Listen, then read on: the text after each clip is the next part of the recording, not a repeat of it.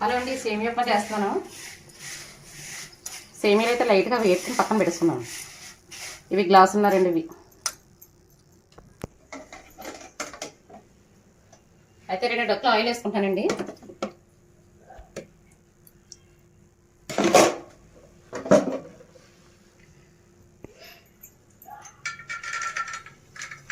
ఇందులో వేరుశనగ గుళ్ళు,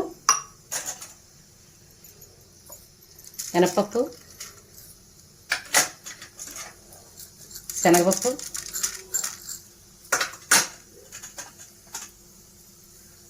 ఆవాలు, అల్లం. ముందు వేగిన తర్వాత ఉల్లిపాయలు కట్ట వేసుకున్నామండి. పోపు వేగిపోయిన తర్వాత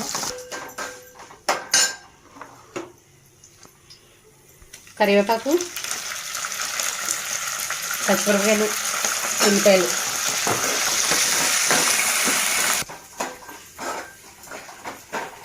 పోపు అయిపోయిందండి. వాటర్ వేసుకుంటున్నాను. గ్లాసున్నారండి వాటర్ లెక్క. నేనైతే 2 గ్లాసున్నర వేసుకున్నానండి. గ్లాసున్నర సేమియాలు వేసుకున్నాను. 2 గ్లాసున్నర వాటర్ వేసుకుంటున్నాను.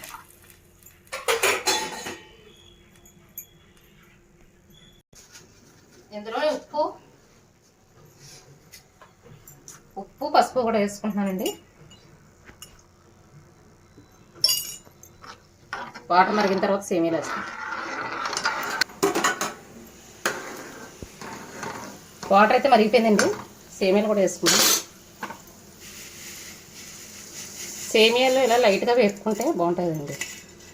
ఇందులో టమాటా, క్యారెట్ అన్నీ కూడా వేసి చేసుకోవచ్చు. నేను ఏం వేయట్లేదు, ప్లెయిన్గా చేస్తున్నాను.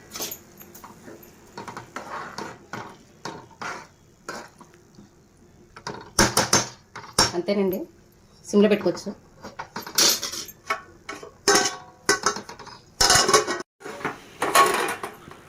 ఉప్మా అయితే రెడీ అయిపోయిందండి. అసలు కదపకుండా అలా ఉంచేయాలి. ఉంచితే ఇలా పొడిపొడిలాడుతూ వస్తుందండి. అంతేనండి, రెడీ అయిపోయింది. నచ్చితే లైక్ చేయండి.